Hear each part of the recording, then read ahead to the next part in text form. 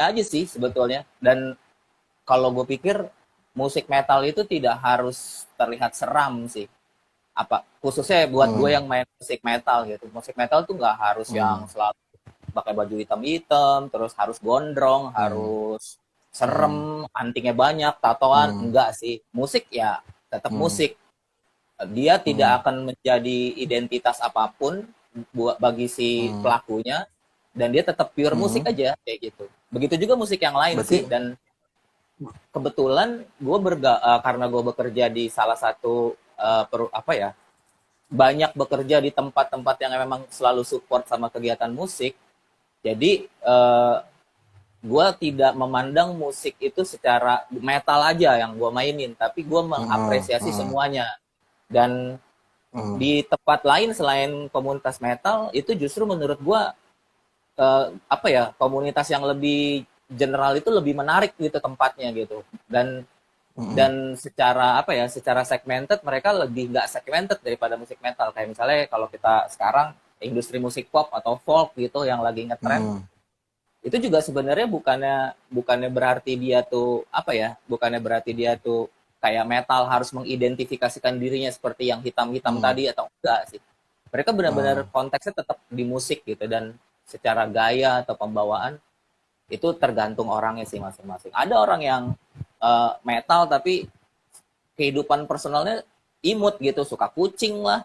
Kayak Doni Iblis deh, kita lihat aja kan, sangar namanya Doni Iblis. Tapi dia penyayang binatang, terus punya animal shelter dan segala macam. Itu nggak melulu harus hmm.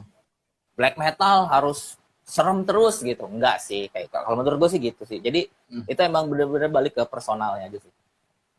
Berarti ke pribadi masing-masing, di Iya. luar dari dia musik genrenya apa, metal, black metal, death metal, mereka harus punya pribadi masing-masing seperti apa bisa mengkombinasikan dengan generasi sekarang dong berarti ya? Bener sih, kayak misalnya kayak kalau kalau kalau nggak salah gue suka lihat gitu di luar negeri gitu, kalau band-band black metal deh, Mhm, khususnya ngomongin black metal deh saat mhm, ini, mereka mhm, udah banyak yang udah mulai ninggalin kayak corpse paint kayak gitu-gitu, ada yang mhm, bergayanya udah mulai biasa aja gitu secara fashion gitu, mhm, tapi musiknya mhm, black metal atau mungkin dieksperimentan sama death metal gitu. Dan menurut gue tuh kayak gitu tuh mhm, sah-sah aja gitu. Dan mungkin kalau di mmm, Indonesia kayak siapa sih, Fallen Dust ya kayaknya, yang nggak begitu-begitu gitu. Dan menurut gua mmm, tuh sah-sah aja sih. Kalau musik menurut gua akan mmm. tetap jadi musik yang otentik selama orang itu maininnya bener sih kayak gitu, dan nggak berpengaruh sama Berarti fashion apapun. jatuhnya ke lifestyle ya? Berarti jatuhnya ke lifestyle ya? Lifestyle zaman sekarang Hmm. harus bisa mengimbangin ya? Betul, karena kalau menurut gua anak sekarang, kita harus jujur ya, anak sekarang tuh lebih pinter daripada kita, sumpah. Heeh, Pertama, mereka tuh heeh, lebih critical thinking, terus mereka adalah heeh, penguasa teknologi saat ini. Kalau kita kan enggak. heeh, Kalau kita, ya kita ada di masa transisi di mana teknologi baru pengen menjadi baik. Kalau sekarang generasi Z atau milenial angkatan terakhir itu mhm, udah apa ya, dia udah menikmati teknologi yang udah kekinian, yang udah siap mereka jalani, dan itu akan menjadi habit mereka sehari-hari gitu. Kalau kita mungkin masih mmm, ada orang yang nggak punya Instagram, atau yang nggak dulu ada pet mmm, nggak punya pet, atau masih old school gitu mainnya Facebook aja gitu. Friendster, Bahkan manajernya White Shoes and a Couple of Company, temen gua, si Indra Meng, itu dia baru punya WhatsApp heeh, belakangan ini gitu. Selebihnya dia masih heeh, pakai SMS dan telepon. oh gitu? Oh Iya, gitu? Buset. iya. Tuh, manajer White Ya Shoes and a Couple of Company itu. berarti kita harus beradaptasi dengan, digital dan harus beradaptasi dengan anak zaman sekarang di bawah kita ya? Mbak, Itu harus harus konsisten ya? harus kalau kita yang di era sebelum saat ini, kalau menurut gua, Mhm, apalagi kalau dia musisi atau seniman gitu ya, dia mhm, dia nggak boleh ngelawan teknologi sih kalau menurut gua. Dia boleh idealis tetap, mmm, tapi dia harus mhm, tetap update perkembangan zaman. Gue mhm, kasih contoh gini, teman-teman gue di ruang rupa itu mereka mhm, uh, bersikukuh masih pengen menggunakan pahat, kuas, dan segala macam itu, dan yang mhm, lain-lain, mencoba untuk melawan zaman teknologi komputer, Photoshop, Corel Draw, dan yang lain-lain, itu akhirnya mereka kesulitan sendiri, dan akhirnya mereka saat ini berdamai dengan itu. Dan ya udah, kalau misalkan sekarang udah bisa dipermudah dengan teknologi, yang sekarang yang nggak perlu ditajemin adalah gagasannya dan idenya sebetulnya. Itu sih. Kalau anak milenial sekarang Berat. kalau ngelihat seniman itu ngelukis, capek-capek lo ya beli kanvas dulu gini-gini, kan ada ini nih, tinggal sama nih bikinnya bla bla bla bla bla. Hasilnya sama. Kayak gitu. Berarti Tapi anak-anak milenial yang sekarang dilihatnya apa dong? Yang mereka lihat apa sih yang mereka menilai anak-anak milenial zaman sekarang, Will? nah, kalau anak milenials atau enggak khususnya anak band ya saat ini ya yang sering Hmm, gua temui, mereka tuh ngelihat kita hmm, yang pendahulu-pendahulunya yang berkarir di dunia hmm, kreatif, menurut mereka hmm, mereka tuh cuman kagum sama kita berdasarkan pengalaman. hmm, Pengalaman di mana kita tuh memasuki fase-fase step by step kita dari nol, hmm, 1, 2, 3 sampai akhirnya bisa dikenal hmm, sama orang itu fase itu yang mereka hmm, hmm, hargai, respect. Mereka respect di situ. hmm, Tapi kalau anak hmm, sekarang masalah karya, mereka tuh berani banget bersaing. Dan mereka berani hmm, bilang kalau karya abang-abang kita yang dulu tuh jelek. Dan itu hmm, dan itu memang harus diapresiat gitu. Misalnya contoh, hmm, kalau misalkan kita dengerin lagu-lagu era 90-an, band-band 90-an, yang dimana sound outputnya atau hasil mixing masteringnya masih nggak seperti sekarang. Sedangkan anak sekarang hmm, hanya dengan di rumah aja, cuman modal software komputer, sound card, dan yang hmm. lain-lain, mereka tuh bisa membuat karya yang besar banget gitu, yang akhirnya impact-nya jadi lebih gede gitu. Yang mereka Berarti respect, itu salah satu ya, salah satu iya, pengaruh yang memang yang harus bisa mengimbangin lu sekarang digital, tapi lu nggak tahu kan zaman sekarang harus paling nggak diceritakan nih dulu begini lu recording lu begini recording dan memang zaman sekarang memang banyak nggak ngeband tuh udah pakai di apalagi di home segala macam udah pada enak Will betul. nggak Jadi, menjalanin apa prosesnya yang waktu itu. betul. Nah, sebenarnya kenapa gue masih bisa bergaul sama teman-teman milenial saat ini? Karena uh, uh, karena gue bisa berdamai dengan hal itu. Oke, kita dulu melakukan apa ya, menjalin relasi di dunia musik itu dengan cara nongkrong, mabok dulu, terus jadi hmm, hmm, jadi jadi hmm, roadies band siapa dulu gitu-gitu sampai akhirnya kita hmm, bisa mandiri sendiri dan nah, hmm, saat ini hal-hal kayak gitu sudah tidak dibutuhkan lagi sama mereka dan bagi mereka itu buang-buang waktu gitu. Nah, hmm, kalau menurut gue kita memang harus akui zamannya sudah berubah dulu. Kita harus akui dulu deh itu zaman udah berubah dan kita tidak bisa memaksakan apa yang kita lakukan dulu dengan anak yang sekarang. Tapi kita bisa menyumbang sumbangsih tentang pengalaman kita untuk menjadi sesuatu itu jalannya panjang banget. Kalau kata ACDC is gonna long way to the top if you wanna rock and roll, itu harus kita kasih itu. Harus kita kasih tahu agar kenapa? Agar respectnya mereka kepada kita tuh atau kepada generasi sebelumnya tetap terjaga. Tapi kita juga harus nggak bisa nutup mata, kita harus bisa bermain di dunianya mereka yang sekarang. For example, hmm, kalau dulu masih gue maunya rekaman harus analog, harus ini karena itu hmm, pride begini gini hmm, harus pakai pita dan hmm, sekarang enggak gitu. hmm, Pertama, biaya produksinya akan lebih mahal dan lebih bengkak. Yang kedua, kita hmm, juga gimana ya, pendengar kita nanti kalau misalkan di musik atau di band itu tidak akan peduli dengan oh ini pasti rekamannya pakai pita nih, oh ini pasti pakai ini nih, ini pasti ininya tag-nya berulang-ulang nih. Mereka nggak peduli, mereka cuma taunya lagu lo enak apa enggak gitu doang. Nah, itulah dari soundnya yang hasilnya ya. mereka menilainya tuh keseluruhan. Jadi nggak semua pendengar musik metal yang ada di circle kita itu tuh paham akan proses sebuah karya. Mereka hanya tahu, oh musiknya enak, terus teman-teman gue juga dengerin. Oke, gue jadi fansnya. Sesimpel itu. Tidak melalui proses yang Hmm, bertele-tele gitu. Nah, itu sih hmm, sebetulnya. Dan anak sekarang bermainnya di situ. Makanya nggak usah kaget ketika ngelihat Pamungkas lebih besar dibandingin yang lain. Atau sekarang sudah menjadi raja pensi. Atau ngelihat Danila tiba-tiba menjadi lady lady apa ya kayak Janis Joplin skena saat ini. Karena mereka bermainnya di situ sekarang. Dan mereka tidak bermain di menggunakan situ ya. dan mereka tidak menggunakan cara-cara kita yang waktu itu di saat Hmm. ini karena semuanya sudah dibikin simple sama teknologi dan perkembangan zaman. Kalau menurut gue sih gitu sih. Berarti mengimbangi ya, berarti mengimbangi selain Danila gitu, mengimbangi dengan generasi sekarang muncul satu generasi yang memang nih milenial. Cuman berarti memang butuh harus edukasinya ya, yang memang menjabarkan lu harus begini.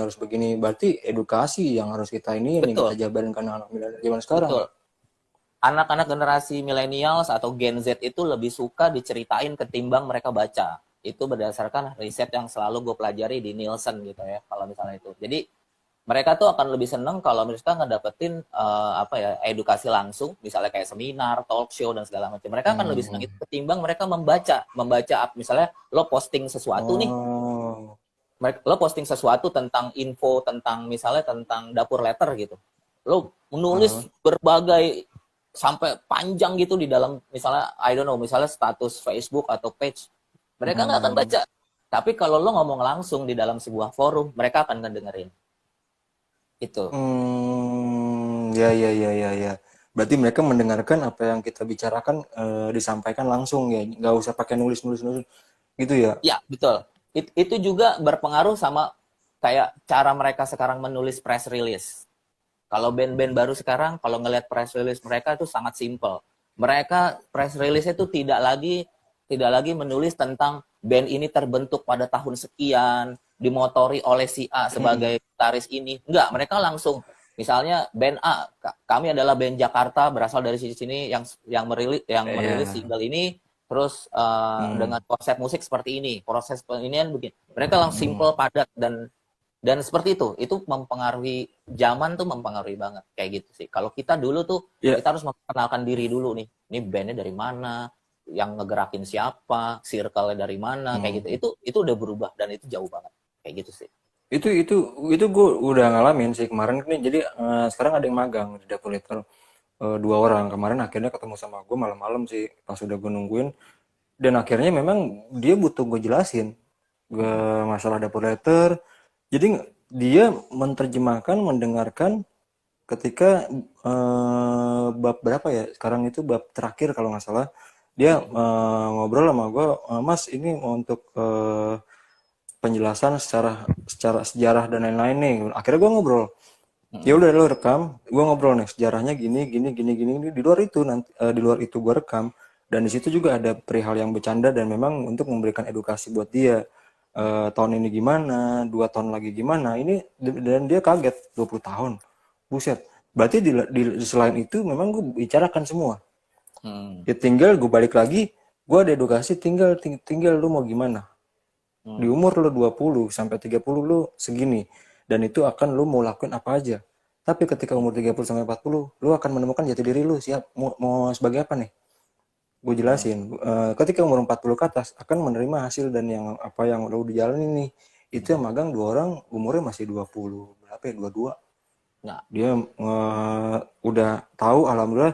Ya udah, lu mau siapa? Waktu itu mau wawancara, ada reporter atau gue jelasin strukturnya. mm. Struktur data letter nih sama beberapa media semua.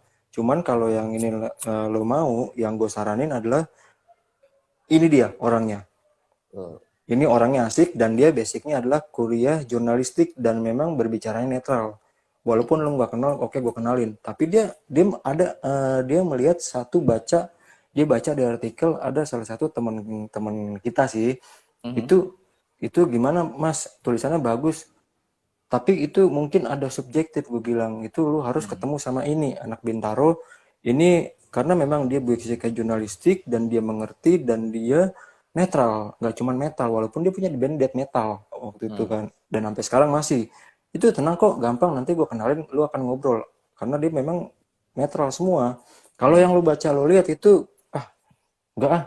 Karena emang dia di satu majalah yang memang lumayan. Waktu itu Mhm. PMDT sekarang jadi pejabat. Udah bubar segala macam.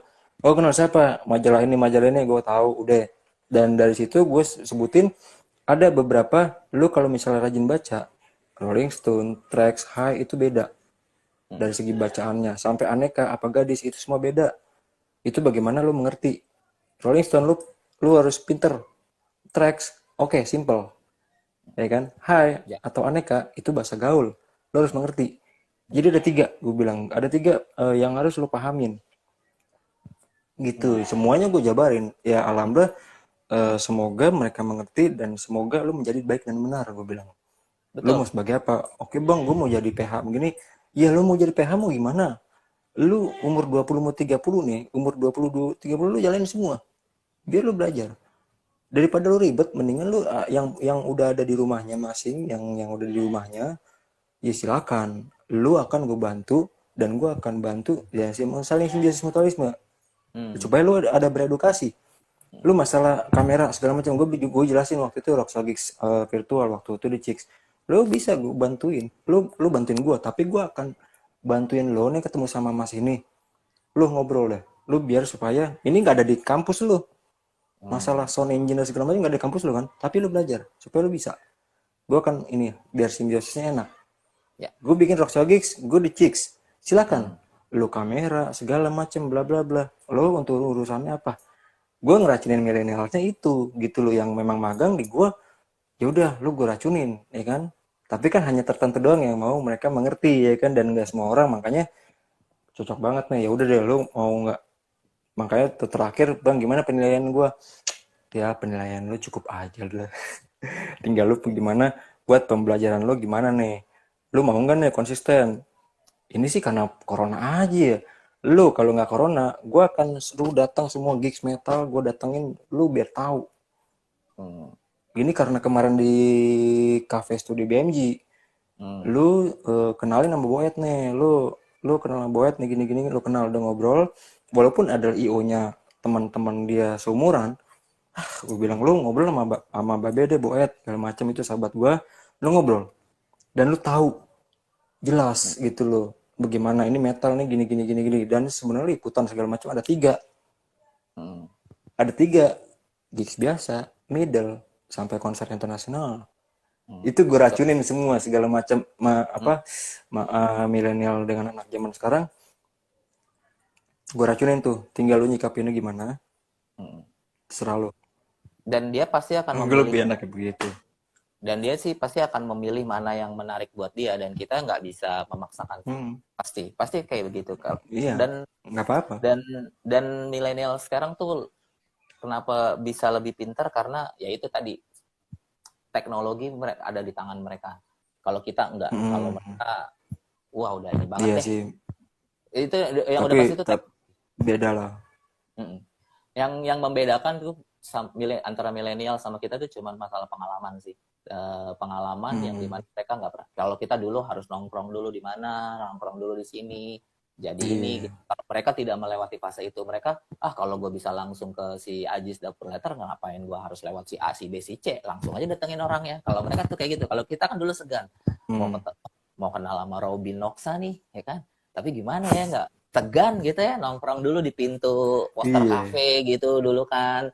Terus kalau misalkan ada gue di kesempatan Bulungan. ngeliat atau enggak ngelihat kesempatan ada teman kita kenal, kita nimbrung, terus akhirnya jadi kenalan, terus Heeh, akhirnya malu baru ngobrol dan sampai akhirnya jadi teman.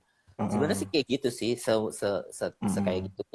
Dan heeh, gue harus akui gitu, generasi sekarang bandnya nggak hanya metal ya, di luar metal pun heeh. anak sekarang bagus-bagus banget, dan gue harus mengakui itu sih, harus mengakui.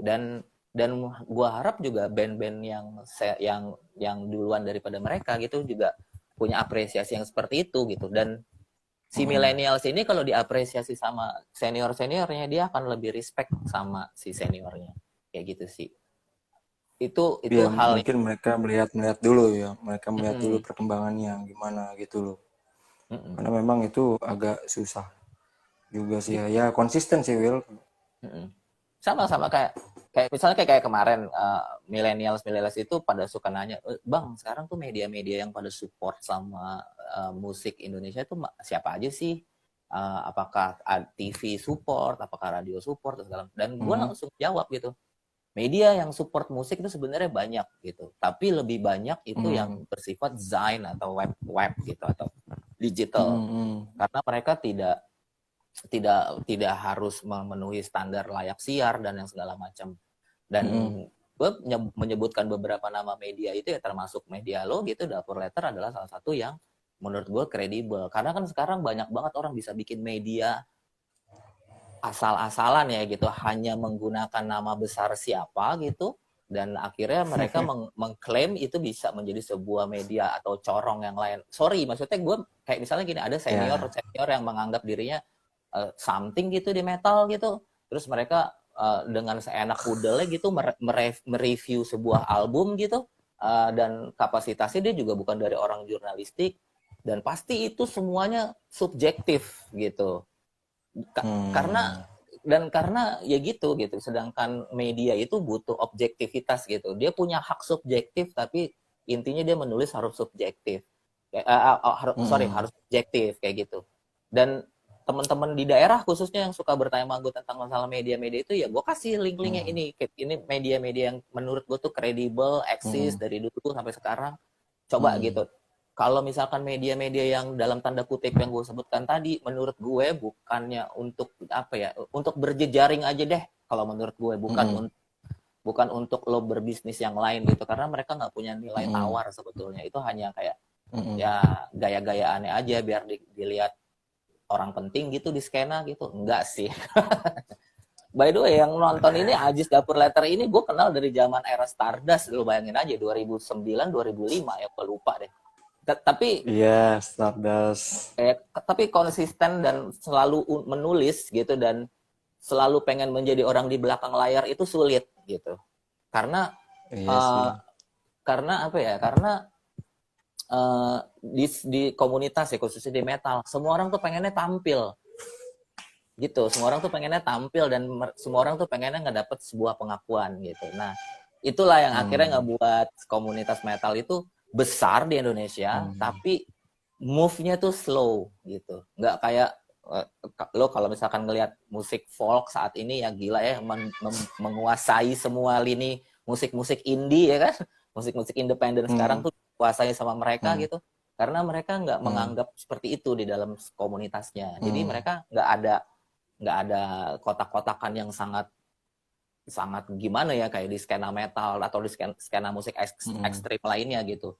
Mereka nggak ada abang-abangan, mereka nggak ada senior junior gitu, mereka saling respect, saling support, mereka datang beli tiket, mereka nggak bergunjing di sosial media dan segala macam. Dan mereka tuh bener-bener yang lo nonton Payung Teduh nggak? Gue juga suka Payung Teduh. Tapi ada dialog dini hari, oke juga, yuk kita tonton yuk. Jadi mereka tuh sehat gitu secara overall gitu, walaupun ada toksiknya gitu. Tapi kalau di kita tuh kayak, kalau di skena metal gitu, kalau masuk di Sorry to Say kayak masih ada, si ini nih, dia bandnya ini nih, dia tua nih, bla bla bla. Oh ini mah anak baru nih, kayak gitu. Itu yang malah memicu gesekan sih kalau menurut gue gitu. Memicu gesekan yang emang ada yang ngomong-ngomong gitu? Banyak. Emang ada?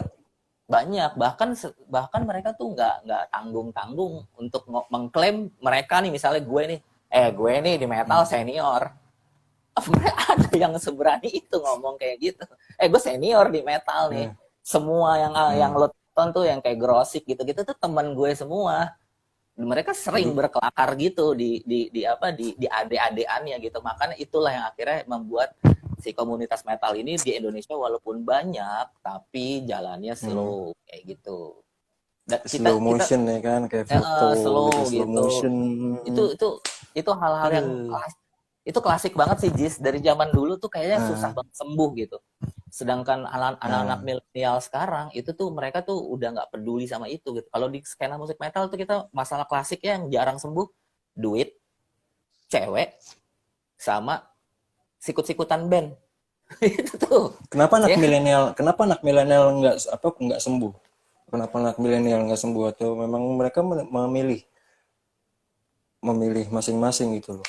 Kalau yang milenial yang sukses ya, maksudnya yang istilahnya yang mereka akhirnya bisa step by step jalan naik ke tangganya tuh mulus.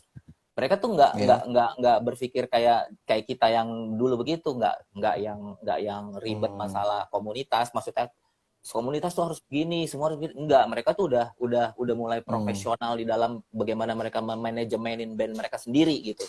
Kayak mereka tuh udah pandai mengemas sosial media, mereka pandai mengemas image band, foto bandnya bagus-bagus, apa segala macam, bikin profiling band oke. Ketika mereka tawarkan, mereka langsung dapetin appreciate yang tinggi. Terus udah gitu kayak misalkan di komunitas itu kayak nggak ada orang yang kayak makan temen gitu tuh, nggak ada tuh. Justru kalau misalkan band ini bagus nih, mereka sama-sama lagi naik nih sama kayak gue, band gue misalnya gitu. Lucu kali ya kalau gue bikin kolaborasi sama dia. Akhirnya kenalan, akhirnya simbiosis jadilah lebih besar lagi. Kayak gitu sih. Dan fenomena-fenomena yang kita dulu sering ketemu di scene itu udah jarang banget ditemuin di scene anak-anak milenial atau Gen Z sekarang. Makanya mereka tuh bisa lebih sehat gitu ya. Secara komunikasi juga bagus, lebih terbuka gitu. Jarang tuh Milenial dimulai tahun berapa? Milenial mulai tahun berapa ya? kalau nggak Generasi salah milenial. 1985 sampai 2010. Seingat gue ya, koreksi kalau gue salah, tapi nanti coba kita lihat. Nah, 2010 ke atas itu adalah generasi Gen Z. Gen Z ini yang sekarang menjadi Gen Z ini sekarang yang menjadi fans musik Indonesia saat ini. Kayak gitu. Mereka adalah Di pengguna tahun 2010 ke sini ya berarti ya. Mereka tuh adalah pengguna platform digital musik streaming yang taat, para pencinta YouTube, apalagi semuanya deh, semua platform digital yang nggak pernah kita dengerin dulu tuh mereka punya semua. Makanya kenapa Berarti dia nonton eksisnya itu berkembangnya dari ketika media digital mulai naik, Will. betul Dia ke banget. situ. Ya, jadi barometernya mereka tuh di situ. Kayak misalnya mungkin teman-teman yang lain bisa sadar kalau kenapa sih penjualan penjualan CD tuh menurun, ya kan, terus apa segala macam, karena mereka tuh sudah bisa mengakses itu dari platform digital. Gue pernah ngasih suatu case gitu sama teman-teman yang di generasi Z atau milenial akhir. Nih gue punya CD Trendkill, lo mau nggak beli? Harganya murah, 35.000. Oke bang, gue beli ya 35.000. Dibeli sama dia. Tapi gue dengerin lagu, tapi dia langsung nanya gini, tapi ini album lo ini ada di Spotify nggak bang? Gitu. Atau di Joox gitu mungkin, atau di Apple Music, atau di YouTube, ada nggak? Terus gue bilang, oh ada, gue ada. Ya udah bang, ini gue beli sebagai kenang-kenangan gue dari lo, CD lo, tapi gue dengerin musik lo dari Spotify, Joox, dan yang lain-lain. Gitu. Pertimbangannya itu ya sekarang ya. Menurut mereka, gue beli CD lo 35.000, gue dapat satu CD lo gitu. Tapi kalau gue tambahin 10.000 atau 12.000 dengan 49.000 atau gue tambahin 20.000 udah jadi gocap gitu. Gue bisa berlangganan Spotify Premium atau Joox Premium atau YouTube Musik Premium yang dimana gue bisa dengerin semuanya. Nggak harus lagu lo doang. Itu di situ mereka. Makanya kenapa penjualan CD itu anjlok itu karena generasi pendengar musik saat ini mereka lebih memilih platform digital yang lebih murah. Tapi mereka bisa mendengarkan semua musik itu dengan cara yang legal, gitu. Merchandise gimana merchandise? Kalau merchandise masih oke. Masih oke? Enggak, kalau merchandise masih oke. Merchandise itu bedanya sama CD sama rilisan karya. Merchandise itu bisa dipakai, bisa bagian buat mereka pamer lah ataupun apa segala. Dan begitu itu juga salah satunya adalah identitas diri lah ya kalau merchandise itu. Jadi kalau misalkan dia adalah fans efek rumah kaca gitu, dia akan pakai baju efek rumah kaca gitu. Kalau dia fans trauma, dia akan dengan bangga pakai baju trauma. Kalau merchandise nggak ada kayak masalah. Identitasnya dia ya, kayak identitas dia di komunitas itu ya, gitu. Misalnya gue pakai baju, misalnya Pro Satanika, ya udah gue temennya Bento gitu. Terus gue temennya, gue beli baju Tranquil ya, gitu. gue temen Tranquil. Ya, Iya, kayak gitu. ya kan Tranquil gimana nih kabarnya? Tranquil lagi semedi dulu nih. Kita lagi pengen bikin mini album, tapi ya karena masih PPKM, jadi kita pending dulu. Udah jadi 3 lagu sih, rencana 2 lagu lagi. Semoga sih pandemi cepat kelar, bisa rilis. Rencananya pengen rilis kaset. Jadi semoga kaset. Karena dari semua bentuk rilisan, cuman kaset yang kita belum pernah. Kalau CD udah semua gitu, tapi kalau kaset kita belum pernah. Kayak gitu. Jadi pengen coba kaset sih sebenarnya. Label udah ada? Label belum ada, cariin dong Jis. Aduh, gimana nih? Label apaan? Nanya Bento aja tuh label tuh ya kan. Apapun sih. Nah, itu juga masalah label juga salah satunya yang akhirnya membuat anak milenial ini lebih maju. Saat ini mereka nggak butuh label untuk mereka berkembang. Karena apa? Mereka sudah bisa membutuhkan distribusi musik itu sendiri, yaitu lewat Digital lewat kan? ya lewat digital. Tapi itu kan mereka hidupnya di digital, jadi mereka udah nggak butuh fisik lagi. Jadi mereka ketika pengen gue langsung pengen bikin musik dari rumah nih udah dibikin, terus mereka distribusinya sendiri gitu. Jadi mereka kayak nggak butuh label lagi untuk mereka mau melangkah di industri musik, itu mereka nggak butuh itu lagi gitu. Justru malah label sekarang Hmm, mencari potensi-potensi muda nih, siapa yang bisa gue jual nih untuk sharing kayak gitu sih. iya iya iya. Dan akhirnya mereka Itu sih bermainnya di pertanyaan YouTube. gue waktu itu sama Bimo. Waktu itu pertanyaan gue ke Bimo gitu, dan akhirnya Bimo bilang ya udah kita bikin distribusi sendiri. Gue sama Bimo X Netral gue ngomong itu masalah digital segala macem. Iya, label nggak mencari bibit-bibit, pokoknya lu udah berkarya aja deh. Kan waktu sama Bimo kan anak band adalah apa, gue bilang ya udah sekarang digital Jis, gini gini gini. Oh bingung ya, oh iya Pade ya. Ya udah lo bikin aja berkarya tentang apapun itulah. Jadi label-label kayak misal label yang gede gimana Pade, dia mencarinya di mana gitu loh, apakah melalui digital nanti diangkut atau gimana gitu loh. Kalau kalau band-band besar ya, kalau band-band established ya, kayak contohnya yang paling gua deket deh, God Bless gitu ya, misalnya. Memang beda ininya, apa skenario mereka berkaryanya itu beda. Untuk ukuran God Bless itu Hmm, mereka memang harus di bawah label besar gitu. Karena apa? Karena hmm, proses produksinya, proses hmm. karyanya, proses yang lain-lainnya itu mereka udah hampir mendekati perfect layaknya musisi bener-bener yang kayak musisi di luar gitu. Mereka harus hire misalnya vokal director, mereka harus hire arranger directornya, bla bla bla dan segala macam. Dan itu memang membutuhkan cost produksi yang tinggi gitu. Tapi kalau balik lagi ngomongin Ya, millennials, mereka nggak butuh kurator-kurator itu gitu. Mereka idealis aja udah gitu. Makanya mereka bisa mendistribusikan sendiri, kayak kayak main ini, kayak main cangkang panjang aja. Kalau terkenal syukur, nggak terkenal juga nggak apa-apa kayak gitu. Jadi tapi yang penting dia udah mencoba sebenarnya kayak gitu. Nah, untuk ukuran band-band besar yang di atas sana, mereka udah dituntutnya ah, lebih kepada bisnis, jadi dia udah perhitungannya itu udah bisnis banget. Jadi kayak misalnya kalau lo support gue nih, band gue nih, dengan misalnya nominal kontraknya 350 juta atau 1 M gitu, nanti break even pointnya ada dari penjualan ini, dari penjualan itu, off air berapa persen, ini berapa persen, itu udah sekompleks itu urusannya. Makanya kenapa label itu mau berinvestasi sama band-band besar gitu. Tapi untuk band-band kecil, wah, yang dimana istilahnya masih kucing dalam karung gitu, mereka makan nggak mencari itu. hmm. Nah makanya platform-platform digital kayak Believe Music, terus ada TuneCore, ada yang lain-lain, itu mereka makanya mewadahi yang kecil-kecil ini gitu. Karena ketika nanti yang kecil-kecil ini masuk, terus tiba-tiba mereka menjadi besar, itu potensi bisnisnya lebih besar lagi kayak gitu. Nah, dan si orang Hmm. dan orang-orang yang pada pengen terjun di dunia musik tanpa harus melewati fase yang panjang kayak kita kemarin, itu merupakan Hmm. kayak sebuah, ini dia nih yang gua cari nih kayak gitu. Berarti lebih Panjang. lebih gampang ya. Yes, betul. Mereka tuh nggak suka yang ribet-ribet, Jis. Anak-anak Gen Z, milenial tuh nggak suka yang ribet-ribet. Mereka pengen nih, kalau bisa begini, kenapa harus begitu gitu. Mereka lebih ke sana gitu. Kalau bisa gampang kayak begini, kenapa gue harus muter ke sana, Bang? Kayak begitu pertanyaannya, kayak gitu. Om Leo Berarti berkaraoke tuh generasi stres tuh berarti generasi dengerin omongan. sekarang gua sama lu adalah jembatannya mereka untuk ke atas. Terus Betul, kita juga harus tahu jembatan mereka. betul, betul banget. Beruntungnya kita nih ya, yang di generasi milenials awal, ya, lo sama gue gitu ya, kita tuh pernah ada di fase generasi pertama musisi abang-abangan kita nih, era-era pertama dan era kedua. Gue menganggap gue ini generasi ketiga sih sebetulnya, ya kan, bener gak? 90-an itu Ya. era-eranya era-eranya apa, Om Irfan almarhum gitu. Kita tuh Hmm. masih SMP kali ya, SMP PSD gitu ya Ya, mungkin. dia dia Kita dia generasi kedua dia.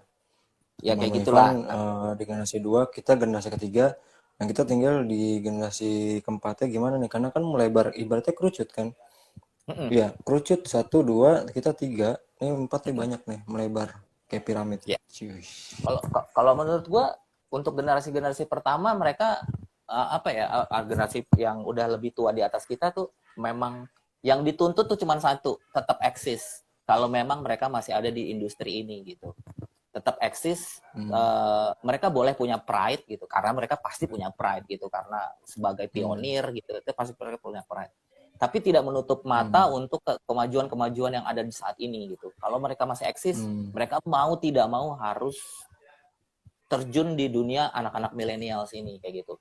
Tidak harus merubah konsep musik, tidak harus apa, tapi setidaknya mereka tahu pasarnya, tahu marketnya, tahu bagaimana berperangnya di era digital ini gitu. Mereka harus melek teknologi, mereka harus ngupdate YouTube channelnya, mereka harus membuat fanpage-nya yang dimana tuh kadang-kadang mereka tidak peduli dengan hal itu gitu. Mereka harus memaintain fanbase-nya segala macam, dan mereka harus tetap sebisa mungkin berjiwa muda gitu untuk tetap upgrade.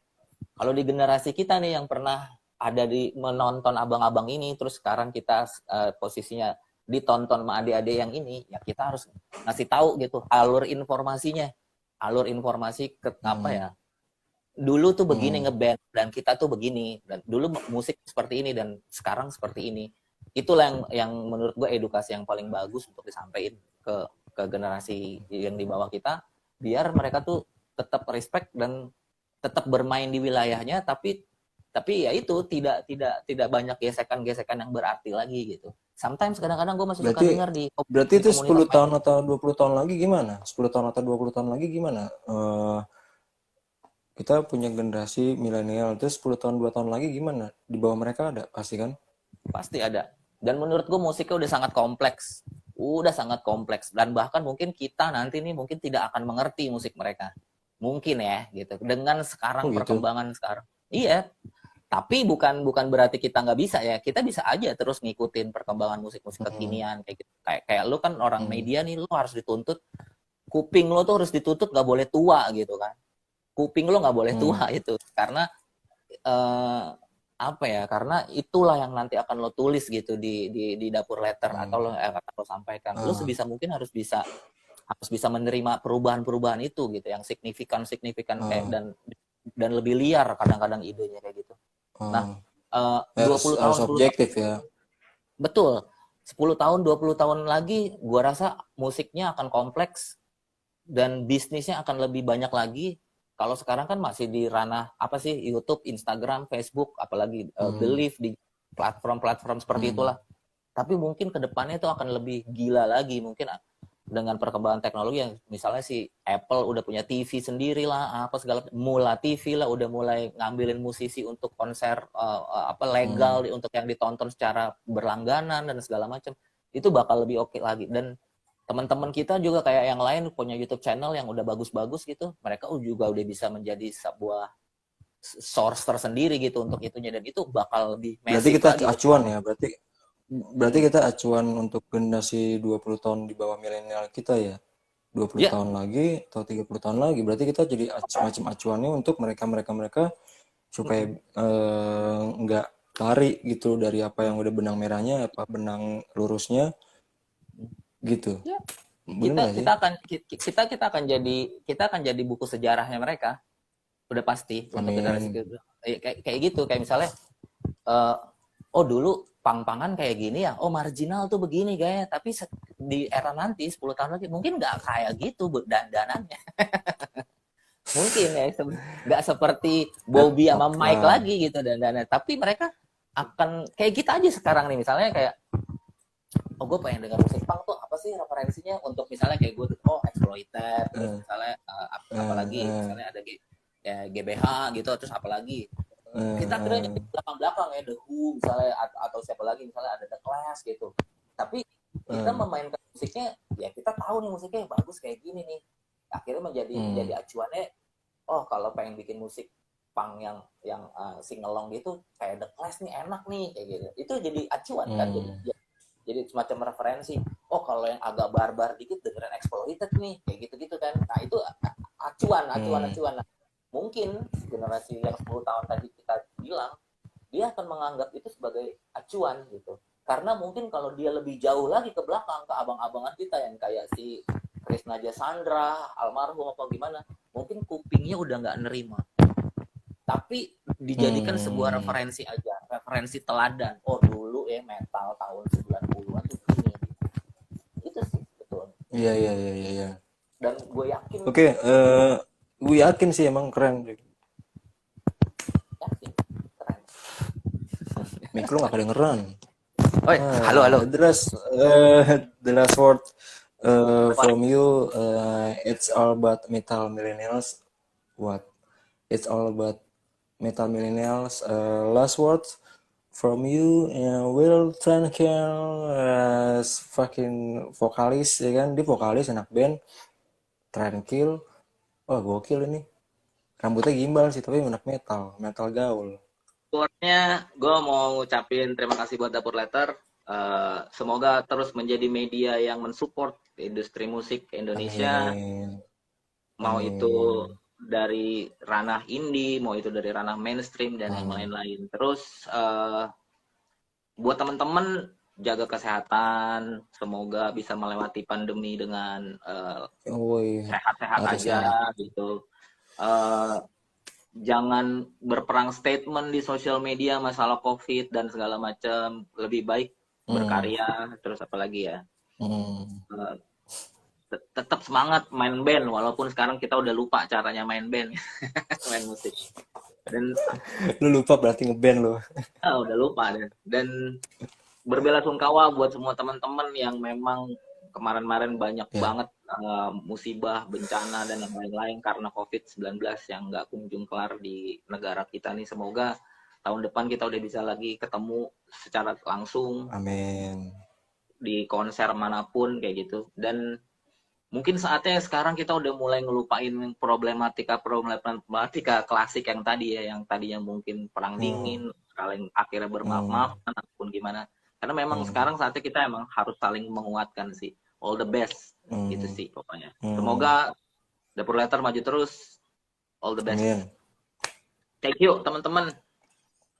Thank Ya, you, Will. See ya. you. See Dadah. you.